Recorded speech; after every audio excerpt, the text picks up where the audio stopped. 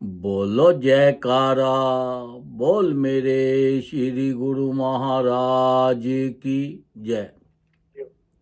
सौभाग्यशाली प्रेमी गुरमुखो, संत महापुरुष फरमाते हैं कि आपके जीवन में जो भी कुछ आपके पास है या जो भी कुछ आपको नजर आता है, ये आपका नहीं है, ये तुम्हारा नहीं है। वो बार बार यही फरमाते हैं कि ये जीवन के अंदर जो भी कुछ आपके पास है, ये तुम्हारा नहीं है। तुम्हारा है तो तुम हो, तुम खुद ही अपने हो।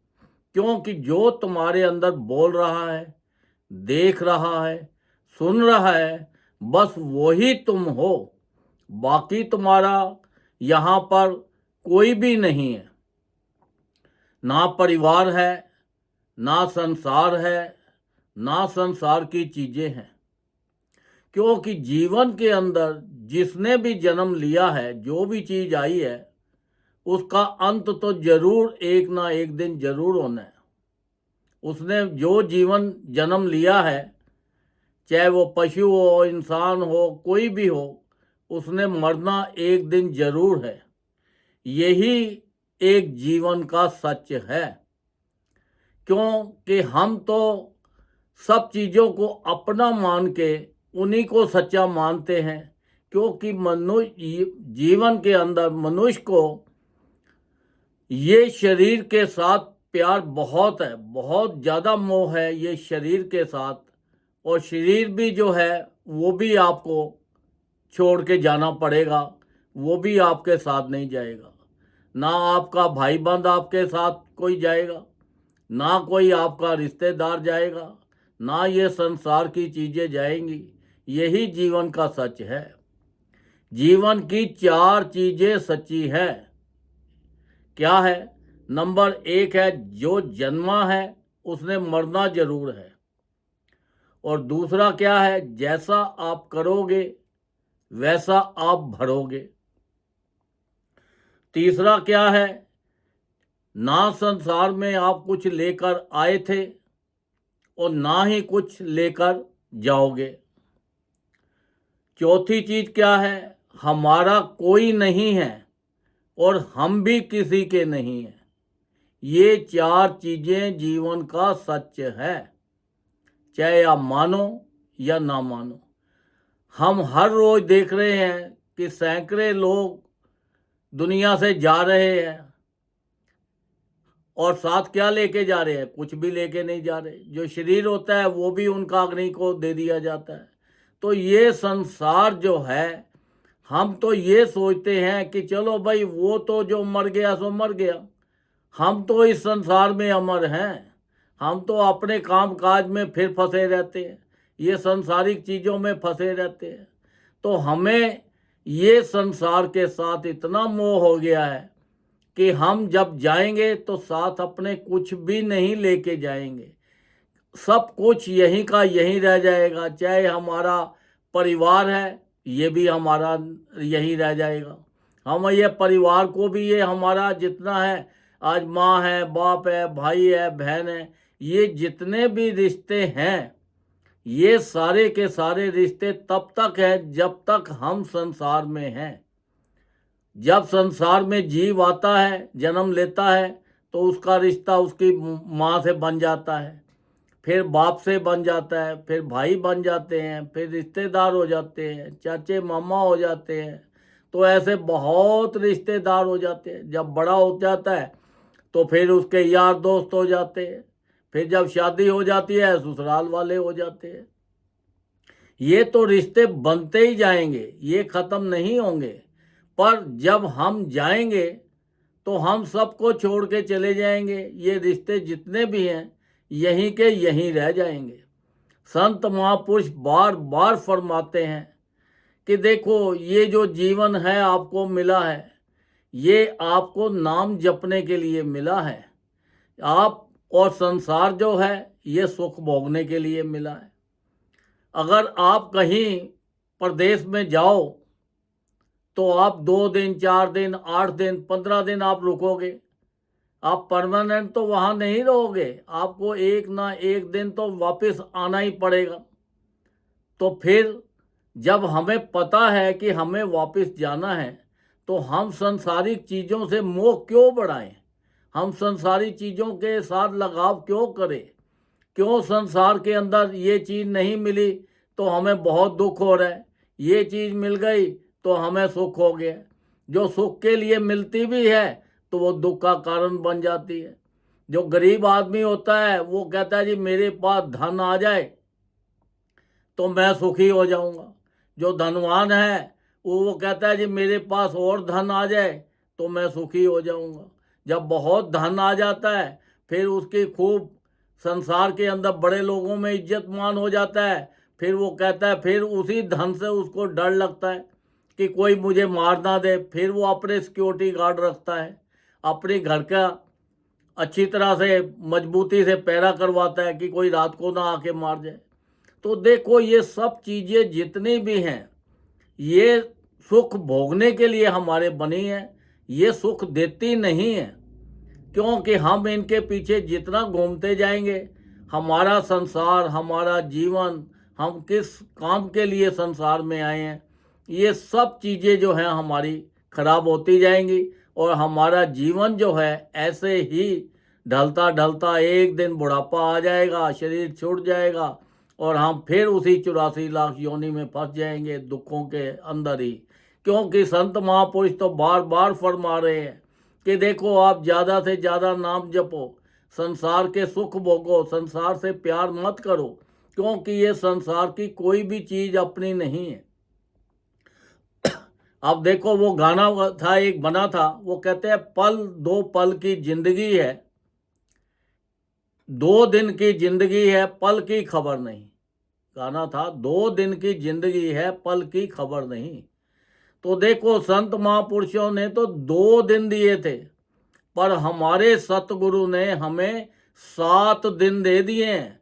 हमारा जो जीवन है संसार का 7 दिन का है।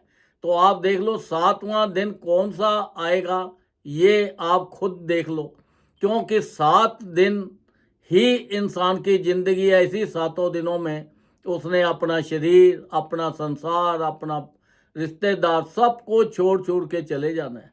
जब इतना समय हमारे पास कम है तो फिर हमें क्या करना चाहिए? हमें ज़्यादा से ज़्यादा भजन करना चाहिए। मालूम नहीं कौन सा दिन आएगा, क्योंकि हफ्ते में कितने दिन होते हैं? 7 दिन होते हैं। आज सैटरडे है, सैटरडे से गिनो आप कितना होगा, Sunday, Monday, Tuesday, Wednesday, Friday और फिर 8वां दिन सैटरडे ही आ जाता है। तो 7 दिन है इंसान की लाइफ। तो हम तो बहुत बड़े बड़े प्लान बना के बैठे रहते हैं और ऐसे ही चले जाते हैं, सब प्लान के प्लान बीच में ही रह जाते हैं। तो संत महापुरुष तो बार बार फरमाते हैं कि देखो आपको ये जो जीवन मिला है बड़ी मुश्किल से मिला है और इतने कीमती श्वास मिले हैं, तो आपको यहाँ रहना नहीं है परमानेंट, ये थोड़े से टाइम के लिए मिले हैं। इससे ज़्यादा भजन करो, सबके लिए अच्छा करो। क्योंकि जो अगर आप चाहते हो मुझे अच्छा मिले, हमें खुशी मिले, हमें तंदुरुस्ती मिले, तो सबकी सेवा करो, सबका ख्याल रखो। साथ तो हमें कुछ लेके जाना नहीं है, चाहे हमारे पास 1 करोड़ हो या 50 करोड़ हो या मिलियन हो, बिलियन हो, ट्रिलियन हो, सब यही का यही रह जाना है। क्योंकि ये सब हम कहते हैं हम किसके लिए बना रहे हैं? वो कहते हैं जी परिवार के लिए। परिवार के लिए अगर परिवार अच्छा होगा, समझदार होगा, तो वो खुद भी बना सकता है। ये धन को सही जगह पर इस्तेमाल करो, गलत जगह पे मत करो, ताकि ये जो धन आप सही जगह पे इस्तेमाल करोगे तो इससे आपको संसार के भी सुख मिलेंगे और परलोक के भी सुख मिलेंगे। जो भी इससे धन से आप सेवा कर सकते हो संसार के अंदर करो। ये शरीर तुम्हें मिला है, शरीर से पूरा सत्संग में जाओ, सत्संग में सेवा करो, वहाँ पे सब लोगों से मिलो जुलो, प्यार से रहो, सबके लिए अच्छा सोचो, अच्छा करो। यही तुम्हारे जीवन का लक्ष्य है।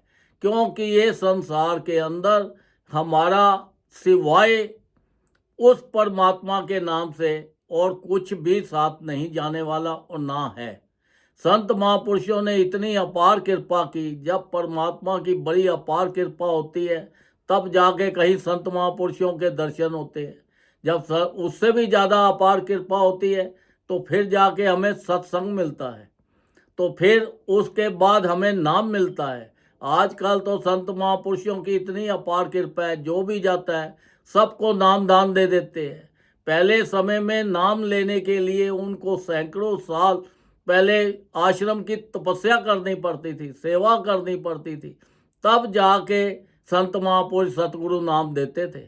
तो हम तो देखो कितने खुश नसीब हैं, हमारे ऊपर कितनी अपार कृपा है उस परमात्मा की कि देखो हमें तो सहाय से नाम भी मिल गया, उनके दर्शन भी मिल जाते हैं और उनकी कृपा भी मिल जाती है और सत्संग भी मिल जाता है। उन्होंने देखो इतने सत्संग आश्रम बनाए हुए हैं जगह जगह पर, क्या कि जीव को कोई परेशानी ना हो। उन्होंने तो देखो कितना आसान तरीके बना दिए इंसान के लिए, 5 नियम बना दिए, श्री आरती, पूजा, सत्संग, सेवा, सिमरन और ध्यान। जो श्रद्धा सहित करे निश्चय हो कल्याण। उसके अंदर भी एक वर्ड डाल दिया है, श्रद्धा, विश्वास।